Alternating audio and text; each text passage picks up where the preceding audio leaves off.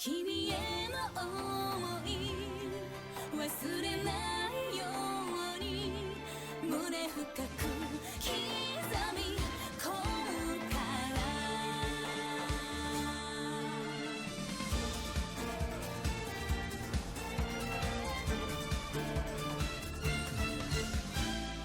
Utawarerumono is a pretty interesting franchise. It was once just a simple game back in 2002, then it received a manga and anime adaptation a few years afterwards. Out of nowhere in 2015, Aqua decides to go back to the franchise and give us Utawarerumono Mask of Deception. It didn't end there, however, as the second half of this comeback was released in 2016, while the rest of the world had to wait for both pieces until 2017, and now the time has come as the end has arrived with the release of Mask of Truth. As stated, Mask of Truth is a direct sequel to Mask of Deception. This isn't like how Mask of Deception was largely standalone, only to show its true colors by tying in the original in the later half of the game. Instead, this game takes place just a few days afterwards. That said, while yes, there is a small refresher in the opening hour or so, that's mainly to serve people who've already played Mask of Deception. So, by all accounts, play Mask of Deception, and if possible, the original game as well. If you're short on time, at the very least, watch the anime to both. In regards to the story of Mask of Truth itself, the unthinkable has happened. The throne of Yamato has opened up and the circumstances behind it has not only caused our cast to flee to the country, but also caused the untimely end of an old friend.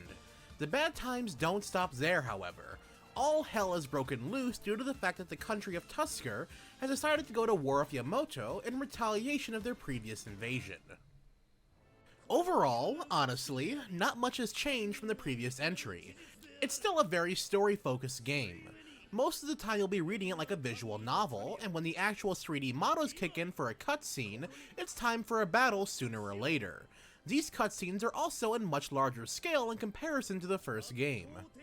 If you were worried if it were like the previous entry where it would take hours to get to the next battle, don't be alarmed. The game is certainly better paced in that regard. That isn't to say there won't be long strides without a battle, it's just now there may be multiple battles before the next break kicks in. Now as for the battles themselves, like last time, the game barely teaches you how to play, so be sure to read up on the tutorial section whenever you can. It provides valuable insight. Outside of the timing to achieve critical hits seemingly being easier, the game hasn't changed all that much. It plays more or less exactly the same like the last game, which in and of itself is pretty much like a standard SRPG in general. Everything is grid-based and turns are speed stat-based. As characters level up, their attacks may receive an extra chain to make the attack longer. You can set these chains to happen manually or automatically. If you have it set to automatic, whatever the damage predictor says it will do. It will do so as it takes out the option of landing critical hits. If you do it manually, when you attack, you have the chance to land a critical hit with the correct timing of the X button. If you at the very least press the X button, the chain will continue. If you don't press X or don't have enough zeal, the chain will end. Critical hits are responsible for ensuring stat debuffs or even status effects like attack down or poison. When a character reaches 100 zeal, they get to immediately take a second turn, and their status elements are nullified. If they have an attack with 5 links and successfully chain them together, they perform a final strike attack on the opponent. Naturally, the enemy has access to these abilities as well, so it's best to finish them off as soon as you get the chance. Once the battle is over, your party members gain BP from the battle as well as items. BP allows you to raise a stat even further, even if it's just a little. Of course, the more you invest in a stat, the more it's going to cost to continue to invest in it. Naturally, stats grow as you level up, so if you want to save BP, there is certainly no harm in doing so. Despite coming out a year later, there aren't any real refinements outside of larger scaled cutscenes. It almost feels like the development team had to find a good stopping point in Mask of Deception, ship that out, then continue working on the overall development. In this scenario, that's not exactly a bad thing.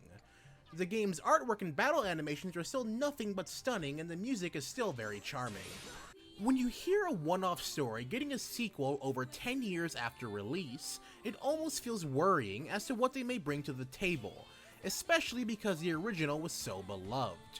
For the series to come back with a sequel that's just as good as the original is absolutely fantastic. As far as trilogies go, this might have become one of my favorites ever. And that does it for our review. To see the written review, be sure to check out our website, gaminggamma.com. A link to the review will be provided down in the description below.